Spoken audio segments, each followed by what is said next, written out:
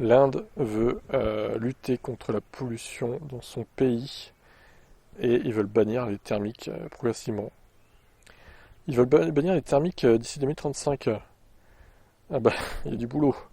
Ils n'y arriveront jamais, c'est pas possible, il y a trop à faire là. Alors l'homme en charge des normes environnementales à New Delhi a récemment déclaré avoir installé des gadgets dans les stations d'essence capables d'identifier les véhicules de plus de 15 ans et aucun carburant ne leur sera fourni.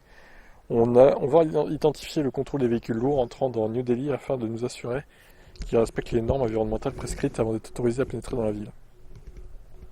Ils veulent remplacer entre 5 et 7500 bus par des électriques. Les camions et les utilitaires, y compris les tuk-tuk, très nombreux dans le pays, fonctionnant au gaz ou au diesel, pourraient être interdits à partir de 2026. Une règle similaire pour les voitures appartenant en particulier devrait s'appliquer entre 2030 et 2035. Des mesures fortes qui inciteront probablement les Indiens à passer à l'électrique. Mais ils sont tellement pauvres, je vois pas comment ils vont pouvoir passer à l'électrique. Ils roulent avec des merdes, mais c'est pas un hasard, hein. Je veux, je veux dire, ils sont plus pauvres que nous, donc s'ils roulent avec des daubes, c'est qu'ils peuvent pas faire autrement en fait, hein. La plupart, hein. Bon, il y a aussi des Indiens riches, mais bon, j'espère qu'ils y arriveront, mais moi j'y crois pas trop. Ciao. Alors il y a des rumeurs comme quoi il faudra un prix minimum pour les voitures chinoises électriques. L'Union Européenne avance l'idée d'un prix minimum sur les VE chinois, ou comment payer plus cher ce qui l'est moins. Mais alors comment tu détermines ce fameux prix, pour quel modèle, sachant que des petites citadines, si le prix minimum est 25 000 euros, c'est abusé quoi.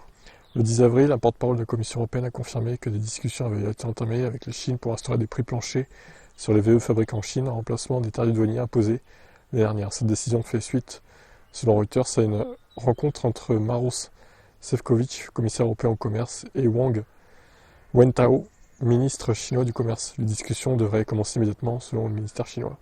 Donc les tarifs douaniers ont augmenté jusqu'à 45,3%. Ils étaient censés réduire l'impact des subventions chinoises, car ces nouvelles négociations pourraient revenir à l'époque des compromis commerciaux. Historiquement, les prix planchers concernaient des produits homogènes, comme l'acier ou le solaire, et non des produits complexes tels que des voitures, qui sont très variables niveau tarif, niveau modèle, etc., niveau taille. Forcément, les consommateurs européens risquent de payer le prix fort, contrairement à leurs homologues chinois. Ils pourraient se retrouver avec des voitures à des tarifs artificiellement gonflés, une conséquence qui ne fait pas que des heureux. L'association allemande de l'industrie automobile a qualifié le droit de douane précédent d'erreur et soutient l'idée d'une solution négociée. Ouais, moi je suis pas pour non plus un prix minimum, c'est ridicule. Non, qu'on augmente les taxes, ok, pourquoi pas. C'est déjà pas mal d'augmenter les droits de douane en vrai, non? Qu'est-ce qu'ils veulent de plus là? Ils ont qu'à être compétitifs aussi. Alors je sais, oui, la main-d'œuvre est moins chère en Chine, notamment, mais franchement, normalement, les droits de douane, ça devrait compenser ça déjà, donc ils veulent quoi de plus, sérieusement? Qu'il n'y ait plus aucune voiture chinoise qui soit exportée en Europe? C'est ça l'idée? Bah, c'est ce qu'ils vont faire, hein. C'est ce qu'ils vont finir par réussir à faire, hein, si ça continue, hein. Bon, j'en sais rien, on verra bien. BYD présente sa nouvelle voiture électrique à recharge très rapide. La Han L, développée sur une plateforme innovante qui s'appelle donc Super e-Platform 1000 volts. Ce modèle se distingue par une technologie de recharge ultra rapide. Le prix d'appel est de 30 000 $, 27 000 euros. Elle est équipée d'une batterie Blade de 83 kWh offrant des performances de recharge impressionnantes. Architecture 1000 volts, elle peut récupérer 400 km en seulement 5 minutes. Une recharge complète de 0 à 100 s'effectue en 20 minutes. Tandis que... Non mais 0 à 100 en 20 minutes. Oh la vache. Alors on sait que de 80 à 85 jusqu'à 100, en général ça prend une demi-heure minimum. Bon, sur d'autres modèles c'est un peu plus rapide et sur d'autres un peu plus lent, mais tu rajoutes déjà... En fait ça double, ouais, de 80 à 100%, ça double par rapport à 10 à 80, quoi, grosso modo. Et là c'est incroyable. Tandis qu'une charge de 10 à 70% est réalisable en 6 minutes. Bien entendu, encore faut-il avoir sous la main une borne adéquate. En comparaison sur le marché des bernes électriques de la Model 3 à grande autonomie, une des références sur le marché, elle permet de recharger environ 275 km en 15 minutes, ce qui est déjà pas mal, hein. Sur les V4, de plus, la Model 3 Highland est commercialisée en Chine pour l'équivalent de 39 000 euros, soit 12 000 euros de plus. Voilà, là ça commence à piquer la différence, hein. La BYD Han L se place entre la Model 3 et la Model S en termes de taille, offrant un intérieur spacieux agrémenté de technologies avancées comme le système de la conduite God's Eye, qui est du coup gratuit et inclus dedans, quoi. CLTC 701 km, bon, en gros 550 WLTP je dirais, ils mettent 600 eux, mais bon, peut-être 550 plutôt. Mais en vrai, oui, ils parlent... enfin, si tu peux te recharger en moins de 10 minutes, 10 à 80%, c'est extrêmement compétitif quand même, hein. Donc même si l'autonomie n'est pas record, la recharge l'est, donc ça compense. Bon là par contre ça commence à sentir le roussi pour Tesla, et les autres d'ailleurs, il n'y a pas que. Mais si cette voiture arrive en Europe, dans les années à venir, ça va faire très très mal à la concurrence. Hein. En plus, elle est pas mal je trouve au niveau design. Par contre elle est un peu grosse évidemment, mais c'est fou hein, cette vitesse de charge là. 0 à 100% en 20 minutes quoi. Il y a plein de voitures électriques qui font déjà pas le 10 à 80% en 20 minutes. C'est ça le truc. C'est juste incroyable quand même. Ouais, ciao. Alors, une news qui concerne à la fois thermique et électrique, je dirais, parce que voilà, ça parle des circuits un peu abandonnés qui sont très prisés par les constructeurs d'automobiles pour tester leur voiture, quoi. L'acquisition d'anciens circuits est une nouvelle tendance pour les constructeurs et préparateurs automobiles. L'acquisition récente du Willow Springs International Raceway par Cross Harbor Capital Partners, en partenariat avec Singer Vehicle Design, marque une évolution significative dans la façon dont les circuits historiques sont perçus et utilisés. Alors que ce lieu emblématique de Californie se transforme en un centre d'excellence pour les passionnés d'automobile, cette tendance met en lumière l'intérêt croissant des constructeurs et préparateurs pour des infrastructures préexistantes. Ces circuits anciens comme Willow Springs représentent des opportunités uniques. Le gros des infrastructures, pistes, paddock, stand étant déjà en place, ces sites permettent une réduction significative des coûts initiaux de développement, tout en offrant un cadre authentique et riche en histoire. Cross Harbor et ses partenaires n'y sont pas trompés. Leur projet inclut des améliorations de pistes, création d'un club privé de luxe, un hub technologique pour essais et développement, ainsi qu'une zone pour passionnés, avec stockage et restauration des véhicules.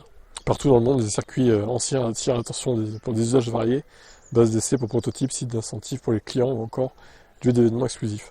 Bon, c'est bien, hein. Franchement c'est bien que ces vieux circuits servent et que ça nous évite de construire d'autres, vu qu'ils sont déjà existants et qu'ils sont plutôt en bon état, autant qu'ils servent. Hein. À Willow Springs, l'intégration d'experts renommés témoigne de l'ampleur de l'ambition. Alex Wurz, ancien pilote de Formule 1, contribuera à la sécurité et à l'aménagement des pistes, tandis que Sonoma Raceway supervisera des opérations. Ces efforts visent à transformer cet ancien circuit en un modèle d'expérience automobile moderne. C'est cool, bonne initiative je trouve. Voilà pour cette news, il te resteront peut-être des VE sur ce circuit notamment. Vente de VE. Volkswagen remercie Tesla. Ah oui, pourquoi non? Volkswagen a livré 2,13 millions de véhicules dans le monde au cours des 3 premiers mois de l'année, soit une hausse de 1,4% par rapport à la même période 2024. Mais c'est surtout la dynamique autour de l'électrique qui impressionne. La livraison des véhicules full électriques ont bondi de 59% pour atteindre 216 800 unités au niveau mondial. La part de l'électrique dans le mix produit passe ainsi de 6 à 10% en un an. La performance est particulièrement remarquable en Europe où le groupe double ses livraisons de BEV, donc BEV c'est full électrique, hein, plus 113% et capte désormais 26% de part de marché, consolidant son statut de leader du secteur. Cet envolé est porté par les modèles comme les ID4 et ID5, 43 700 unités à eux deux, ID3 28 100, Audi Q4 e-tron 22 800 ou encore la Skoda Enyaq 20 200. Cette montée en puissance de Volkswagen intervient alors que Tesla connaît un net ralentissement de ses ventes mondiales, notamment en Europe et en Chine.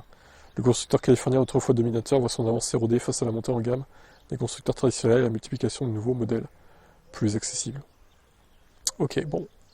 Alors, en Chine, en Amérique du Nord, d'abord, les livraisons progressent de 4,4% avec une croissance de 6,2% aux États-Unis. En Amérique du Sud, la progression est atteint 16,6%.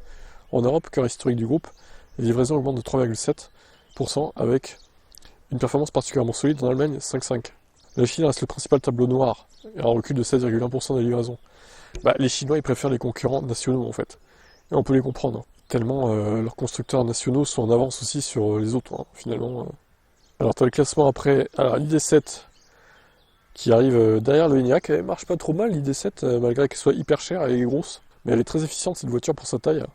Donc, pas mal. Bon modèle. Puis niveau look, je la préfère aux autres aussi. Il faudrait faire une mini ID7, en fait. Ça serait super. Une genre de Ioniq 28 Volkswagen avec le look de l'ID7.